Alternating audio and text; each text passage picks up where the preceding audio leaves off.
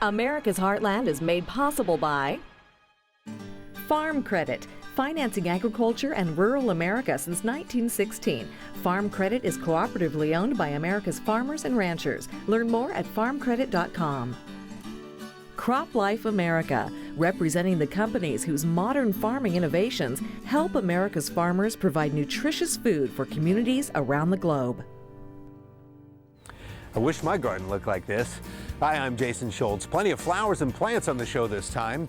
We'll share some ideas on making changes in your garden and pass along some recipes that just might improve the meals on your dinner table. Want fresher vegetables? We'll take you to Pennsylvania to find out how the professionals develop the plants that end up in your yard. We'll head for North Carolina, where the hands-on work at one nursery is all done by robots. We'll go from farm to fork with Sharon Vacton, and you're going to like what she's making with pears. And you may think you know what oats are. We'll take you down south to discover how sea oats are helping one community save their shoreline. It's all coming up on America's Heartland. You can see it in the eyes of every woman and man in America's heartland, living close to the land.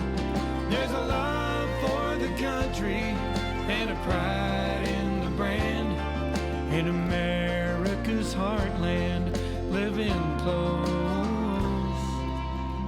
close to the land.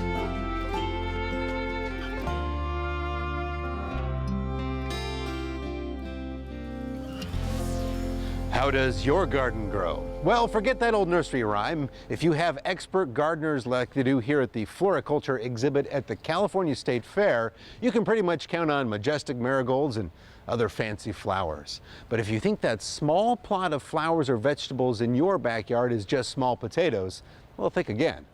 Horticulture, things like nursery stock, flowering plants, vegetable gardens, and even Christmas tree farms, is a multi-billion-dollar business. Let's give you a little flowering trivia. Geraniums, impatiens, petunias, and pansies make up the list as the favorite garden flowers in the United States. And who's buying these plants and flowers? Well, California leads the nation in retail sales. Other popular planting places include Michigan, Minnesota, and Pennsylvania. And Pennsylvania is the first stop on our planting pilgrimage this time. Our Rob Stewart makes a stop at a nursery that has a very famous name. Americans love their produce. Juicy red tomatoes are a favorite, and Tracy Lee knows all about them. In my travels and in my job, I've done this for 12 years, and so I have tasted thousands and thousands and thousands of tomatoes. Tracy Lee is the lead horticulturist for the Burpee Seed Company in Warminster, Pennsylvania. One time I tasted in one trip 200 varieties of tomatoes in about 2 hours. Tracy travels the world for seed selection and brings them here for production. And even in the dead of winter, spring and summer are the focus here. While the snow is still on the ground, Burpee will produce and package seeds for everything from corn to carrots, zinnias to zucchini. Some of this will go to stores and commercial farming operations, but city folks are also getting in on the farming act. People are going back to growing for just good old homegrown flavor, to save money, to spend time with their families, to take advantage of what they have in their backyard by converting it from just a yard to a paradise. This story of seeds began in the 19th century when the young W. Atlee Burpee became interested in plant hybrids. Today, George Ball directs the firm, living at Ford Hook Farm, the same spot where Burpee established his research and company. This is the study where Mr. Burpee wrote the first catalogs, W. Atlee Burpee. By the early 20th century, Burpee was reaching customers with millions of seed catalogs that have become iconic agricultural treasures. And he was only 18 when he started, so he was kind of a Bill Gates, type of thing, because seed was like a microchip in those days. So if you innovated on seeds, you innovated on the country's, foundation. Burpee is credited with originating seeds for sweet corn, lima beans, and hybrids of zucchini and melons. And in 1895, he developed his own variety of iceberg lettuce. And that really brought the lettuce to the American table because lettuce wilts before the advent of the crisp head type, of which iceberg was the first. So this greenhouse is Burpee's top secret. Yeah, this is the top secret mad scientist laboratory. Yeah, no photography, please. Yeah. The sign says right there on the Yeah, well, door. there's some nice things coming in this greenhouse. Despite the sign, we talked our way in, discovering the botanical work here focuses not only on plant growth, but other attributes as well. Wider range of flavors, more textures, more interesting colors. Those are the things that you don't find in nature, but that nature has in her genes. And so through plant breeding, you can coax out these things that are locked up in the botanical world. In addition to produce, Burpee is developing flowers, some with totally new scents. That's a totally new smell. We collect it in the wild, then we bring it over here and we do cross-fertilization of different types, again, to bring out those special things that in nature would not be found unless mankind kind of, does these little teasing out things. That evolution of plants for our farms and gardens was a prime focus for W. Atlee Burpee, giving growers a chance to plant the seeds of change. Gardening experience is very personal to the customer, and people do it for different reasons, and we're just happy that we're able to provide this product for them. To protect a wide variety of genetic seed material, an Arctic seed vault has been created in Svalbard, Norway. The vault has a capacity of some 2 billion seeds. Dedicated to the preservation of crop diversity, the seed vault gathers material from crops and regions around the world and protects them in an underground vault set in Norway's frozen permafrost. You may be one of those people who start your flower or vegetable garden from seeds, but lots of us like to use ready-made plants that give us a head start on the season. If that's the case, our Hennequeva says there's a good chance the plants in your garden come from one of the largest greenhouses in the United States. A crane flies high above a sea of flowers, and a pulley system moves thousands of baskets high above the ground. This is METROLINA greenhouses in North Carolina. And chances are, if you've ever planted a garden, you've purchased one of their products. Every year, more than 70 million plants, mostly annuals, are grown in this heated greenhouse, the largest in the United States. How big? It's more than 125 acres, or roughly the size of 5 shopping malls, and it uses the latest in plant technology. One of the most impressive things here in the greenhouse is that everything's automated. How did you make that transition? We came from Holland, and where we were born, and when the greenhouse industry over there's not much space, and so you have to use automation to use every inch of space you have. Abe VANWINGERDEN is METROLINA's president. His family started the nursery in 1972. Back then, the greenhouse only occupied an acre. What we do in the U.S. here, we're looking also at jobs people hate to do, whether it's bending over, whether it's having to reach over to grab something, whether it's a multiple repetitive thing they have to do over and over again. We look to find machinery and automation to make that happen.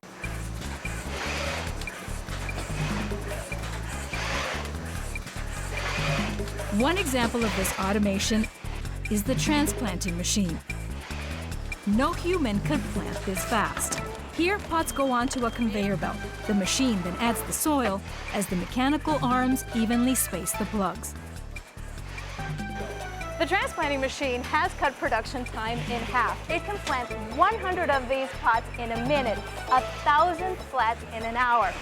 You cannot create a machine that makes it 100% perfect. So we always have a couple people to fix the missers that occur, and also to put the tags in. Each customer has a different tag, a unique code we have to put on it, and just quality control to assure the customer gets 4 plants in every pot or whatever it is for each size we're doing. Are you amazed every time you look at the machine? Oh, every day. We've had this machine just for a couple months, but we have 18 production lines, some machines for 10, 15 years, and I can walk every day and be amazed by what it does and the capability it has. METROLINA is one of the few greenhouses in the world controlling the process from beginning to end, starting the plants from either seed or cuttings, growing them out, and shipping them directly to retailers. And if we can control it right from the start, right from that seed or right from that cutting, we have the ability to control that and assure we get that what the customer wants. But customers can be fickle. Believe it or not, what's hot and what's not in gardening varies from year to year, just like the fashion industry. Every year, breeders from around the world pitch their latest creations. At METROLINA, those deemed interesting enough are put to the test in this research house to see if they're worth investing in. And what are some of the new things that are coming out on the market? There's a ton of new things. There's a new campanula, which is right here. It's a new pink flower on it. It's a dwarf. These usually grow 3 or 4 feet tall. I saw it in Japan, but it's the first time I've seen it in bloom here. I'm like, oh, ladies are going to love that. That one's going to play. Well, it just looks like a little bridal bouquet. It's just really pretty. It's already set and ready to go. And that's what we're trying to create, is that drive-by appeal. And then another item is coleus. Coleus is an item we've been doing for years, but they're coming out with a lot of new colors. And this is one of them here called henna, which is a brand new color just on the marketplace this year. These are usually bright red. Yeah, they come in a variety of colors. In fact, there are over 500 varieties of coleus around the world. And we're just trying to find the 10 or 12 that consumer needs, from a light one all the way to a dark one, and this one kind of fits in that medium range. Those that make the cut are then moved to this outdoor testing area. Here, the plants are grown under conditions similar to those they'll face after they're sold. Buyers who don't believe in fertilizer or even watering. If they can make it here, then they've passed the test. For most customers, it's an emotional value. It's the value of planting that plant, knowing you did it yourself, and just the joy of watching it grow and enjoying that on a constant basis. Everything here is big, including how much water is used, more than 1 million gallons a day. The greenhouse has an automated irrigation system where every drop is captured and reused. The roof of the greenhouse can also capture rainwater to be used for irrigation. But here the plants aren't just watered from above. They also soak it from below, which is the best way to start a plant. Here the pots sit in pools. This forces the roots to grow deeper, making the plant stronger and taller. I don't need that pint, no. Just need that 2 wave, a deluxe, 2 deluxe, and a cocoa hanger basket. Every day, more than 100 delivery trucks are loaded with flat after flat of blooming annuals. They'll make their way to garden centers mainly in the southern and eastern United States. VANWINGERDEN says the key to their success is not just in the automation, but in the 800 people who work there. Machines, he says, simply allow employees to practice what he calls the art of gardening. By freeing them up from those repetitive tasks, they can do what it takes to grow a plant, that art form it takes, that work it takes by staring at it and going, this plant needs more fertilizer, this plant needs more water. So that process works to help us grow a better plant long term. There's a lot going on in North Carolina agriculture, both inside and out. Inside, the greenhouse nursery industry is the #1 crop producer in North Carolina. And if you're planting outside, you can match specific crops to specific soils. That's because North Carolina has 400 different types of soil to choose from. You know, having a garden really allows us to try our hand at a bit of farming on a small scale. The best part? Really fresh fruits and vegetables. So you've brought in that harvest and you're ready to whip up something. Well, Sharon Vaknin is in the kitchen with some ideas on turning out a great recipe with some really popular produce.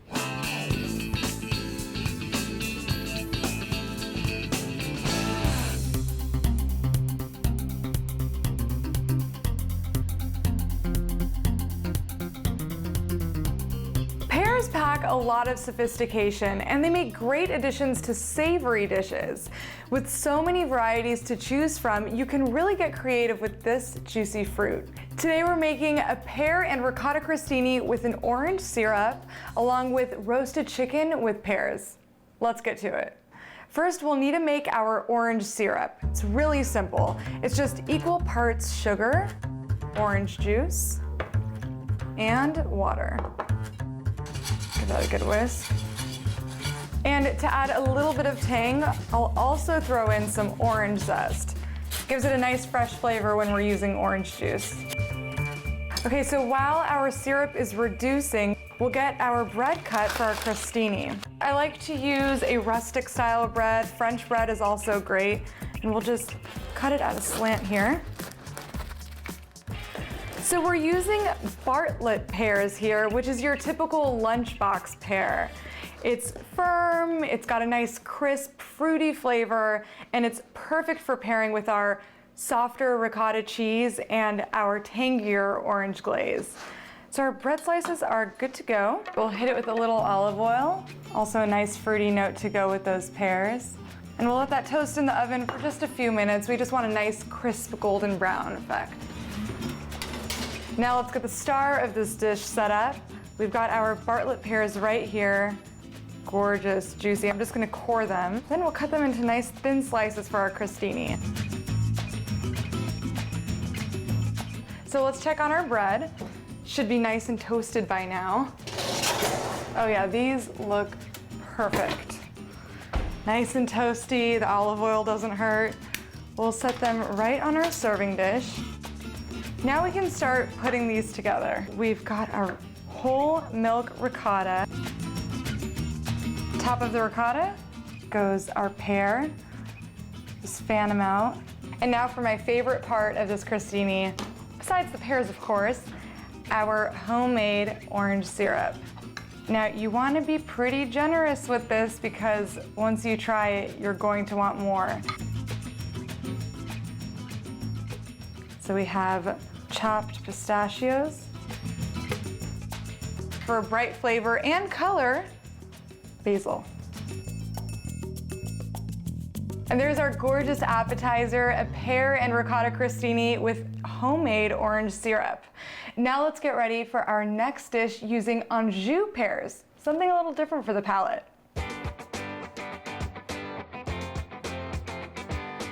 For this dish, I'm using Anjou pears. Reason being, they're much firmer and tangier than the Bartlett type, so they'll really stand up to the baking process and to the chicken. So first we need to make our dressing.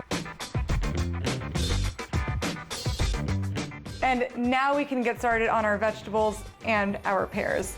So I've got mushrooms here, just cut them in half and throw them in. And for our pears, I'll just core them and then throw them in there at about this size. Now I've already parboiled these fingerling potatoes, which is key because if you put them in raw, they actually won't be done by the time your chicken is done. So for these, just split them in half. They'll roast nicely. And with chicken, I almost always have to have onion, so we're also going to put some onion in there. For the onion, I'll slice it a little bit thinner than usual when roasting because I actually want them to caramelize, get a little sweeter. So nice thin slices like this will work. And give them a nice toss in the dressing. With all these ingredients dressed, they can go onto our roasting pan. Just dump them on there. And of course, we can't forget about our chicken. Chicken goes into the same dressing. We'll hit these with a little more olive oil and salt. You always want your chicken well seasoned. Give these a nice workaround, pick up some of that dressing. And before this heads into the oven, one more key ingredient, garlic. So instead of peeling and chopping the garlic, which would get burned when it's roasting, I'll actually just smash it and throw it in there for aroma. And into the oven they go at 400 degrees for about 40 minutes or until these guys are cooked through. The kitchen smells good, so you know our roasted chicken and pears are ready. And that's what you call a perfect pairing. All the flavors have melded together. The paprika has given everything a really warm color. And the Anjou pears, because they're much firmer than other varieties, they've kept their shape during this roasting process. We've got two impressive dishes that show you just how sophisticated pears can be. With our roasted chicken and pears, I've added a little bit of arugula to give it a fresh kick, but also let the pepperiness of the arugula play with the freshness and the sweetness of the pears. And of course, here's our party perfect appetizer, pear and ricotta crostini with an orange syrup. Now you know pears are much more than just a lunchtime snack.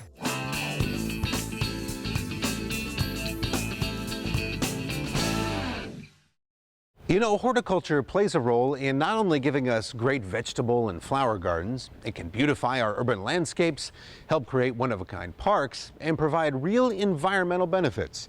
Sarah Gardner says in one southern state, horticulture also plays a role in saving the shoreline. If we didn't have these dunes with current sea level rise, we wouldn't have beaches. Steve Mercer considers himself more than a farmer and a grower. He sees his role as important to saving a significant element in North Carolina's ecosystem. And that ecosystem traps sand to build dunes. Those dunes protect not only property, but other ecosystems. On this early May morning, Steve and his employees are planting sea oats. Critical to protecting North Carolina's shoreline, sea oats are tall grasses whose seed-topped plumes capture grains of sand driven by Atlantic Ocean winds. It was high winds that moved Steve into the sea oats business when the greenhouses for his bedding plant nursery were demolished by hurricanes. But these ill winds blew some good. Steve was contacted by the late David Nash, a North Carolina extension agent. He suggested that Steve change crops. Sea oats are well suited to saltwater environments. Their long root structure can stabilize loose soil and sand. With the damage these hurricanes are doing, he said, I think you can grow a crop, grow sea oats as a crop, and sell that crop. He said, I think there's going to be a need. When I first moved here, there were houses so close to the ocean that people could fish off the decks. People would rent the houses just so they could fish off the decks. Harry Simmons is the mayor of Caswell Beach, North Carolina. Thousands of sea oat plants from Steve's nursery have helped reclaim and maintain acres of oceanfront property. In fact, there's a stairway right over there. You used to have stairs, and now you have these gorgeous dunes with the sea oats. Right. We had 5 or 6 steps there, and now it's all covered up with this sand that has been basically held here by these sea oats, attracted here, if you will, by these sea oats. Sarah, this is one of our production greenhouses for sea oats. Steve says that research by David Nash showed that native grasses fared better in the North Carolina sand than sea oats brought in from other states. Those variables prompted Steve to begin growing his own seedlings. Using successful techniques from his earlier bedding plant business, the sea oats get their start, where else? In water. The method we use is hydroponics. We sow the seed in a styrofoam tray, float the tray in water. Plants get their nutrients from the water. We put just enough soil in there to hold the seed in place. And this is what you're looking for when you pull these sea oats out and you're getting ready to transplant them. You want a really nice root ball at the base. We do. When these plants first go on the beach, they're going to put all their energy into putting a root down into the water table. So we want to give them a head start on that, and that's one of the things that we've worked on hard here at our greenhouses, is to try to get a real healthy root ball, a dense mass of roots on the bottom of the plant, so that when they hit the hole, they're ready to grow. The young sea oat plants take about a year to reach full maturity, eventually eliminating the need for the sand fencing which currently protects them. Steve, how long ago did you plant these sea oats? We planted these about 4 years ago. When we planted them, this beach was flat. So from the tide line back to underneath the steps was a flat sand beach. And we positioned these sea oats specifically to do what they've done, trap the sand right in front of these steps, but the main thing we wanted was to start establishing a new dune line in front of this structure in order to protect the structure, protect the dune that was already here from a storm, and ultimately protect the infrastructure that's behind that, whether that be houses, roads, in this case a lighthouse. Well, I'm actually wondering about taking that walkway and bringing it down a little further. As for Mayor Simmons, he says Steve's work has helped to protect barrier island and shoreline ecologies. That's improved property values while helping to save North Carolina's beaches. It's a great benefit for not only the people who live here, but also the people who visit here. The town is owned by people from 28 different states around the country. It's hardly a local issue when you start talking about coastal property because it's a national treasure. That's going to do it for this time. Thanks for traveling the country with us on this edition of America's Heartland. We're always pleased that you can join us. Before we go, just a reminder that you can find us online with some great things to discover at our website, including all those farm to fork recipes and, of course, video from all of our shows. Just log on to americasheartland.org. In addition, there's a lot going on in our social media arena. You'll find us there as well. We'll see you next time right here on America's Heartland. You can purchase a DVD or Blu-ray copy of this program. Here's the cost. To order, just visit us online or call 888-814-3923. You can see it in the eyes of every woman and man in America's heartland, living close to the land. There's a love for the country and a pride in the brand in America's heartland, living close to the land. America's Heartland is made possible by Farm Credit, financing agriculture and rural America since 1916. Farm Credit is cooperatively owned by America's farmers and ranchers. Learn more at farmcredit.com. Crop Life America, representing the companies whose modern farming innovations help America's farmers provide nutritious food for communities around the globe.